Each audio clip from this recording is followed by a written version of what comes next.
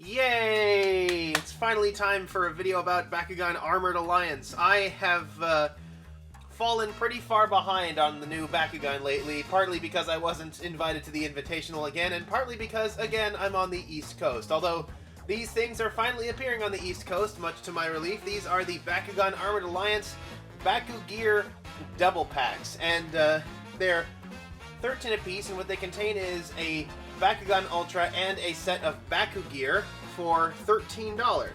Now, the Bakugear are reminiscent of these old toys called Battle Gear, which back in Gundalian Invaders were these special little gizmos that had some special attachment points on them, where you could attach it to any of the Gundalian Invaders Bakugan that supported them, and they actually had a special magnetic action that allowed them to open when they were put on the card. I'm afraid old VILANTOR here is getting on in years a bit, but that's the idea of what Battle Gear was and what Bakugear is clearly supposed to be. It is clearly meant to be like a special little gizmo that goes on the back of a Bakugan in order to open up. And looking at the box here, it seems like it has a really interesting mechanism, which I'm actually going to experiment with a little bit later, but anyway, Battle Gear, unlike the Bakugear here, the Bakugear here are pretty much just toys. The Battle Gear were actually a component in the game, and what they could do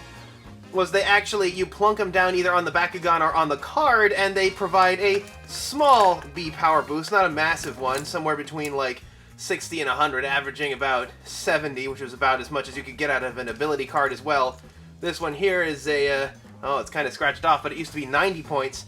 But it could also provide an additional effect if it matched the Bakugan color or the card color. So they were actually really cool. They were basically the last good thing to come out of Bakugan was the Battle Gear here. But the Bakugear are clearly meant to be reminiscent of that. We have got a couple today. I got the Ultra Dragonoid and I got the Ultra Pegatrix. So far, the only characters I've seen so far are the characters from the show in their default attributes. We have Halcor, Dragonoid, Trox, Pegatrix, Nilius, and Hyderus.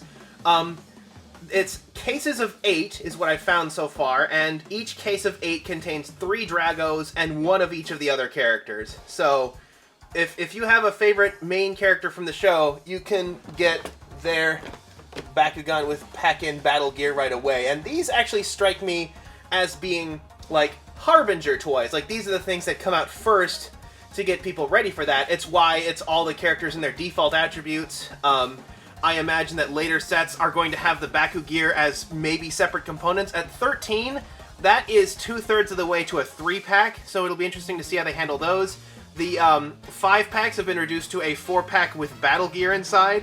Although interesting thing is that the Battle Gear actually has multiple components. It has this large part that goes in the back, and these 2 smaller parts which go into the ports, sort of like these old toys from McTane Surge called Baku Nano, which were not such a great idea. They were not as intuitive or fun to use, they were a lot slower, and they didn't really provide any substantial bonuses. But taking a look at this, you can already see there are some pretty massive changes in designs on the packaging. You can see that they have ditched the mostly red packaging for the old Bakugan packaging, which were reminiscent of the ones in America, for the solid gray packaging we saw in the Takara Tomy video, and I imagine that that is going to be a substantial thing throughout all regions. I've heard they've done a number of things to try to make these things easier to distribute across all regions, and I am about the same level of behind with Armored Alliance that I was with the first set, so I don't know if they're off to an incredible start, but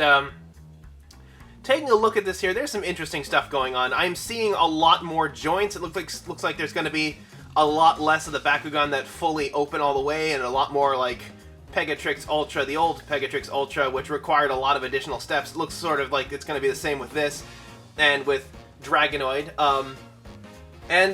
Taking a look, it looks like this Dragonoid Ultra is based pretty directly on the Dragonoid Ultra from the previous season, although its proportions might be a little bit better. And Pegatrix looks kind of nothing like Ultra. It looks like sort of a somewhat sillier looking version of the core here. Anyway, look at the back again. Both of them are pretty much the same. They have the They have all the the characters equipped with the battle gear on them, including the ones that attach to the sides, like it attaches to the wings on Drago, and on the sort of barding on the Pegatrix here. And they have the components here: Ultra, a Bakugear, 2 Baku cores, an ability card, a character card, an instruction sheet, and a Bakugan toy battling rule sheet. That'll be interesting to see if they've done anything to change the quick play rules, considering the Bakugear availability. But I do still wish that they would show like the actual contents in here, like they did with the Takara Tomy version. Why keep us in the dark on the ability card and the character card? The ability card is obviously the Bakugear card, and the character card is obviously the one for the character. So why keep us in the dark about that? I thought they were going to be a bit more transparent about this, but anyway, it means that we are now guaranteed to get a specific good card in here. The Bakugear are a new set of ability cards, and this is actually something I was looking forward to. Something I said about the previous Bakugan Ultras is if it's not going to include a good ability card, why include one at all? Just kind of the big problem with the Bakugan. And here we have all the new stuff, all Nito Supremo. And since we got 2 sets, we'll be able to do some fun comparisons. Although, the first thing that immediately jumps out are, of course, the new designs for the Baku cores. Following the lead of the Japanese ones, they have a much more exciting design, much more vibrant, with a larger symbol than the original ones here. Although, I still say I like the simplicity of the backs of the original ones here. These have been changed to now more closely resemble, again, the Japanese ones. I guess a lot of people like the Japanese ones. I personally like this simpler take on the back, but it has a lot of things very clear. I do love the new front. Everything here is crystal clear and easy to make out with the logo here. There's also a new symbol on these cores, which it has a little weapon on it, -1 energy. I assume that this core lowers the cost of the Bakugear, because the Heia bracers here, they have a pretty monstrous cost of 6, although that's because they offer a monstrous boost of 1,000. Unfortunately, the rules that came with it, unfortunately, they mention nothing about like the full game. They only mention how to use it in the basic game, and the basic game is the same. However, the idea is if you land on a core that has a weapon logo on it, basically any of the new cores by the look of it, all of the cores you see here have that logo on them somewhere, then you're allowed to attach the battle gear to play, which means Pegatrix Ultra gets a pretty serious advantage in the basic game since its Heio Bracers card gives it a +1000, although I don't know if these match the contents in there. It says Heio Bracers and these kind of look like them, but none of what we have over here looks like the Pyra Hammer. Did they include the wrong cards? Are the cards for these actual Bakugears supposed to be rare and they didn't feel up to actually including them in there? That feels wrong somehow. It just does not feel right that they did not include the matching cards for the Bakugear. Who knows? The matching cards might not exist, but otherwise, although I can already see some power creep setting in. We have Dragonoid Ultra is a 902. That is a total cost of 11. Remember, the base par in the first game was 8. It was rare to have 9, even more rare to have 10. This is a combined stat total of 11. So, I mean, I guess this is to make up for the fact that the original core Dragonoid was actually one of the worst Bakugan in the first set with that base power of 200 and nothing to really help that. Interesting story with Pegatrix Ultra, however. It's a 501, but to my understanding, it actually has an ability, but the card here has no effect text on it. And like I said in my Armored Alliance's video, that was, to my understanding, because they wanted to homogenize the toys across all regions, and indeed the packaging on the back in several locations mentions how things are imported, imported to Mexico, imported to the EU, and imported to Australia. So it looks like they're trying to make an all-world version of the toys that are found anywhere. Of course, Takara Tomy handles the Japanese version, so there's not going to be any information about the Japanese version here, but it looks like this is intended to be an international version. How we actually acquire the regular character cards is going to be a bit of an interesting twist. Also, that leaves any questions: do Hail Bracers and Pyru Hammer have any stated ability? They have these gigantic text boxes here. Maybe that's why these cards were included instead of the actual Bakugear here. It's because the Bakugear here that are included here actually have special abilities in the card game, which makes me slam my head into the table again, because why not just make these cards the ones that match the Bakugear and save the ones and just shuffle them around so that these come with the matching card and these other cards can go somewhere else. It wouldn't have been that hard to do. That honestly disappoints me a little bit, because if it turns out that that the cards for these Bakugear are actually really good, that's gonna be interesting. But we'll have to see what it means for Bakugear if some of them give special abilities, because it looks like it's a text box here. You put it underneath the Bakugan. I wonder if it can like give them new special abilities or something like that. I know that was actually something they did in Battle Claw. You're actually supposed to attach the refresh cards underneath in a way that you can read the text like it's extending the card and giving more abilities. Although my character cards already have some damage on them, and that's because these were packed in a really lousy fashion. You see, we have the rules here, we have the checklist here. Those were sandwiched in like that, but then the cards were like the bread of the sandwich put along the outside, so they already have a little bit of damage on them. I thought they'd come out with these like special like metal cards that were supposed to prevent that, but my character cards already look like they have some damage on them. Dragonoid Ultra in particular has a nice big dent right there. I don't know if I can catch it on camera, but it's clear that actually getting the cards to us safely is still a work in progress.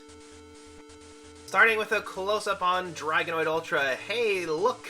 Attribute symbols. This is something that was traditional in the original Bakugan series. All the Bakugan had the attribute logos on them. This is new for Battle Planet, actually. The original Battle Planet did not use the attribute symbols. I imagine this is partly because a lot of people were wondering where they were. What it gives me hope, probably false hope, is that maybe we'll finally start getting some alternate treatments other than Diamond. It also means that they'll never have a mistake like with the Diamond Pyrus Fangzor anymore, where it's colored like Ventus, because it would have the Pyrus symbol right on there to avoid any confusion. The Bakugear over here, the, what is it, the Meteor, the Magma, and the Bakugear over here too, the Magma Blaster, also has a Pyrus symbol on them. I don't know if that means you can only play it on a matching Pyrus Bakugan, or if it's like ability cards, and you can play them on any Bakugan in the deck, but you must have a Pyrus Bakugan on your team in order to do it. And then we have these little guns over here, which are made out of a sort of neon orange clear plastic with some green decorations on them. These are made out of the same old red plastic we got in the original Bakugan. Pegatrix Ultra as well has the logo on it, although this one is printed in black in order to make it contrast against the white. It is fairly round for an Ultra. It's the Dragonoid Ultra is certainly a lot more round than the previous Dragonoid Ultra. It also comes with the Chaos Lightning Striker. Kind of interesting that they specifically labeled the Lightning Striker as Chaos, with other Bakugan that has told us when they actually use the name, when they actually use the attribute name, it tells us that maybe this isn't the default attribute. So it'll be interesting to see what else we get in the future. And then we have over here what look to be more of the lightning things, but they actually kind of resemble the image on the Hail Bracers, so I'm just going to call them the Hail Bracers.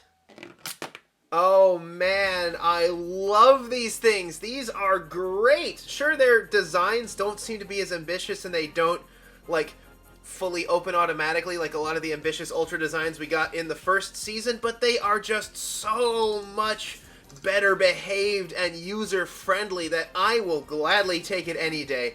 I remember at the Barnes & Noble event that I went to, the thing that frustrated people the most was trying to shut the Ultra Bakugan, but these are so easy to do.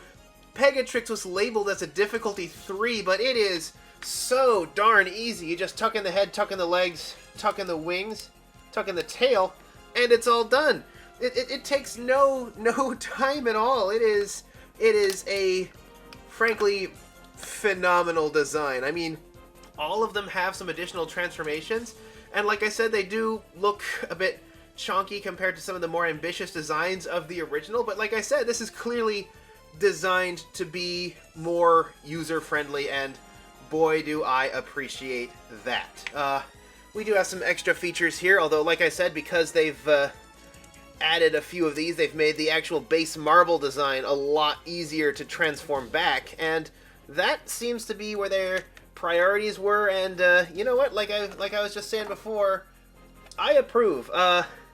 Although the one that used to have like the most additional transformations was Pegatrix Ultra, and while I would like to see more Bakugan in the future that fully transform just by hitting a card, you know, stuff like this is fine too. They look a bit more impressive when they're fully unfurled, except Drago here looks like he's kind of like you know, like he's like water skiing without skis or something. Let's see if I can fix that. Get his feet flat on the ground there.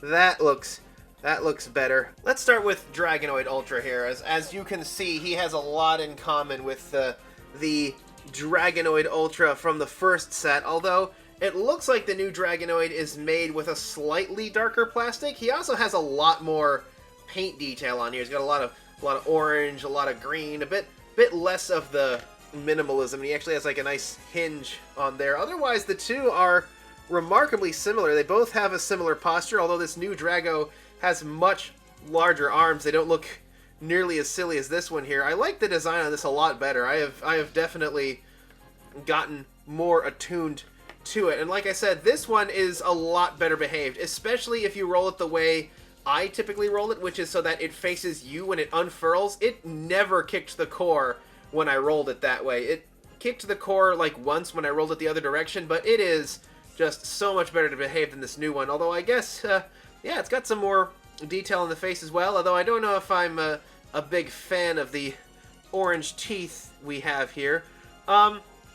Still a lot of good definition, some nice bright green eyes. The horn you have to pose, but that's not necessarily a bad thing. Like I said, the first line was clearly more about having a spectacular Bakugan that transformed all the way or nearly all the way by itself, but for the Ultras, that could make them a bit of a pain to close. Not so with this guy. He definitely works a whole lot better. He's got nice, big, beefy arms. Probably the best proportioned Dragonoid we've seen so far, although I do kind of wish we had like the upper body of this one and the lower body of this one with the large legs. Maybe that would be perfect.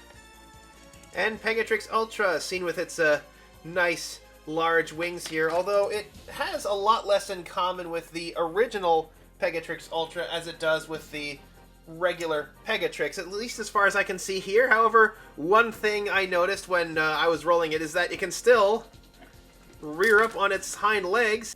Still, it can kind of rear up on its hind legs if it hits the tail. It's a bit of a better effect when its legs are closed, so that it actually looks it looks a little bit better when it's like that. But it can still land on its hind legs like that, even when you first roll it. Huh, that's new. That's like a window into the inside there. But yeah, a lot different from Pegatrix Ultra and classic Pegatrix. It does have a bit more in common with classic Pegatrix with the legs hinged onto here, and its transformation, aside from needing to change in the feet and the horn, its transformation is nearly identical to the core Pegatrix. In fact, I'd say it's basically the same. This is what I mean by saying that these Ultras are a whole lot easier to use. They transform with about the same complexity as the core ones, and that was what was so nice about the core ones, is that they were easy to transform, and now with the Armored Alliance ones, that is applied the same. And of course, we have a lot of paint detail, a lot of green, a lot of blue. We have the posts here for the special Bakugear. Drago had them on his wings, and by the way, the Bakugear actually is really cleverly designed. It's got some fun stuff that you can do with it. What it does is it works kind of like the Battle Gear, but what it does is it's just kind of a flat base on here. But this flat base contains a metal plate and hinge, which the ordinary magnet of the Bakugan grab onto in order to unleash it. Yeah, the larger Bakugear are pretty much just little set and forget enterprises where you just plunk it on the magnet and it works. This actually has a bit of a fun side effect there. It's very like very easily set and forget. Although that does kind of make me wish that they did do something in the actual full card game. In fact, I would not mind if people brought these toys to a regular card game and used them, because they're just so darn user-friendly. User-friendliness is clearly the goal behind these Bakugan designs, and I approve 100% with this decision, because to close it, you just take it off the magnet and boom, there it is. All nice and shut. Same with this one. Take off the magnet and boom, there it goes. So very easy to use, and it actually has a fun, possibly unintended, possibly intended side effect in that any Bakugan that sort of has its magnet facing up can use these. So this poor Darkus Scorpiros here, he didn't really have much of a sting on his tail, but now, ooh, prepare to drink electric death, baby. Or maybe I should give him something that more closely resembles a stinger. Oh, maybe if I put it on the proper direction, it would be a bit more impressive. There we go, yeah. So Scorpiros Ultra is now armed and deadly. In fact, I think we could do this thing with a lot of Bakugan.